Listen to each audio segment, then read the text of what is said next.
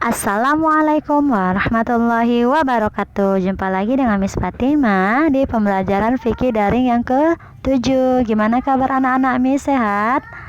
Alhamdulillah ya. Semoga kita selalu berada dalam keadaan sehat walafiat sehingga kita bisa terus mengikuti pembelajaran daring. Jangan pernah bosan ya abang dan kakak.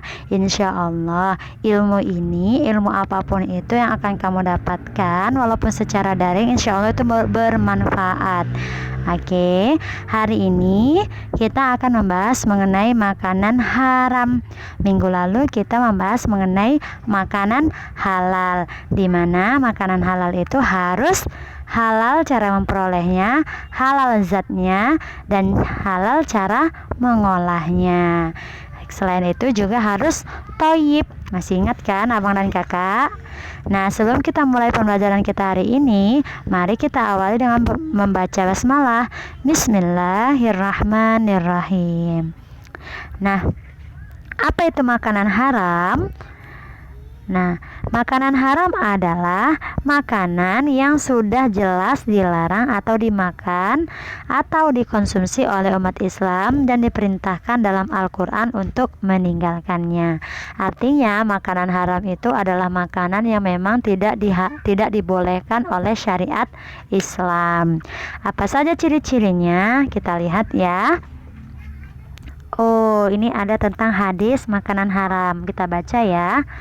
Al-halalu ma ahallallahu fi kitabihi wal haramu ma harramallahu fi kitabihi wa ma sakata anhu fahuwa mimma afa anhu. Rawahu Ibnu Majah wa Tirmizi.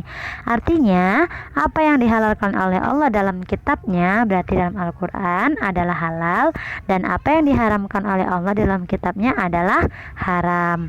Dan apa yang didiamkan atau tidak diterangkan, maka itu termasuk yang dimaafkan.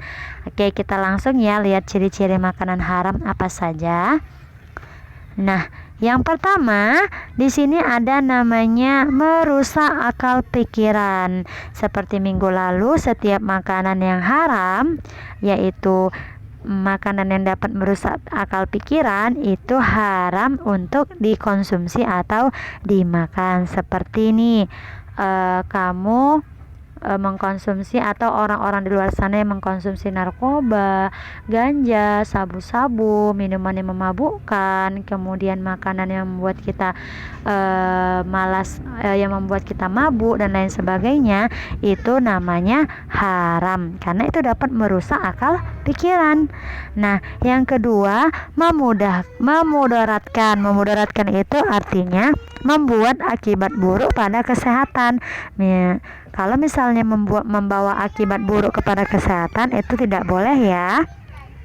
Selanjutnya, binatang yang disembelih atau tidak binatang yang disembelih dengan tidak menyebut asma Allah atau dengan menyebut nama selain Allah. Jadi kalau misalnya nih kita mau beli hewan, kemudian kita mau menyembelih hewan tersebut, dagingnya mau kita konsumsi. Nah, ketika mau menyembelih hewan tersebut, kita tidak membaca basmalah, tidak menyebut bismillahirrahmanirrahim, maka makanan itu tidak boleh dimakan.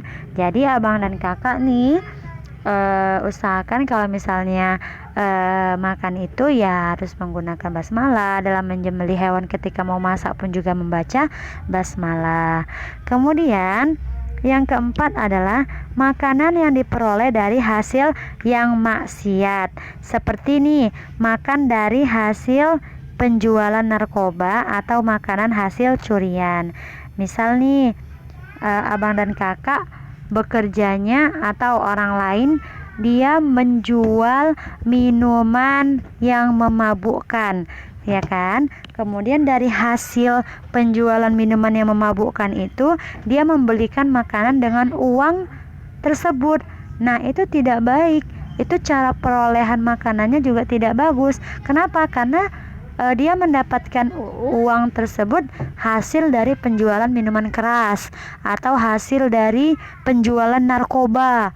Kemudian uang yang ia dapatkan itu dia belikan makanan. Nah, itu makanannya juga dibilang haram karena dia menjual barang-barang haram. maka hasil penjualan barang-barang haram itu kita belikan, itu pun jadi haram. Nah, atau nih makanan hasil curian. Nah, walaupun abang dan kakak kelaparan sekali, itu ada makanan kamu curi, walaupun orang yang punya makanan tidak kecarian, itu hasil pencurian, tidak baik, maka makanannya itu haram. Gimana bang kakak, paham kan? Alhamdulillah ya, semoga paham. Nah, ini dia ciri-ciri makanan haram yang bisa kita lihat atau bisa kita perhatikan. Yang pertama, kalau dia merusak akal pikiran berarti haram. Sampai yang keempat, semoga dapat dipahami ya abang dan kakak. Nah, kita lihat contohnya. Di sini ada contoh makanan haram. Nah, ini ada ayam yang disembelih. Ini ada ayam yang disembelih, tetapi ayamnya ini hasil curian atau hasil dari menang judi. Nah, itu juga haram. Nah, atau hasil dari nyabung ayam. Nah, akhirnya yang menang dari ayam yang paling bagus atau yang paling kuat dari hasil sabung ayam itu, dia dapatkan ayam, kemudian ayam itu disembelih. Nah, tidak boleh. Walaupun kalau dilihat dari zatnya, ayamnya itu halal kan? Halal. Tetapi karena kita dapat halal ayamnya itu dari hasil pencurian atau dari hasil sabung ayam dan lain sebagainya, maka itu haram. Nah, kemudian nih contoh selanjutnya, lembu yang disembeli dengan menyebut nama selain Allah.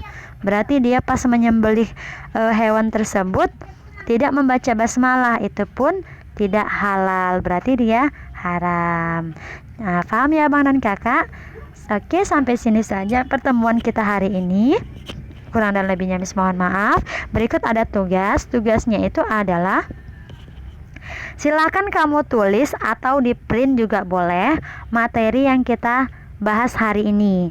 Nah, kalau misalnya kamu ngeprint, boleh kamu print, kemudian kamu tempel di buku catatan kamu. Yang perlu kamu tulis atau yang kamu tempel itu ciri-ciri makanan haram dan hadis tentang makanan haram dan pengertian makanan haram, yaitu tentang pengertian makanan haram, kemudian dalilnya, kemudian ciri-cirinya. Nah, itu boleh kamu, itu saja yang kamu tulis atau kamu print.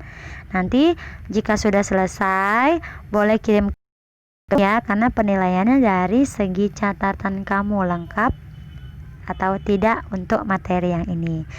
Oke, kita akhiri pembelajaran kita dengan hamdalah. Alhamdulillahirabbil alamin. Assalamualaikum warahmatullahi wabarakatuh.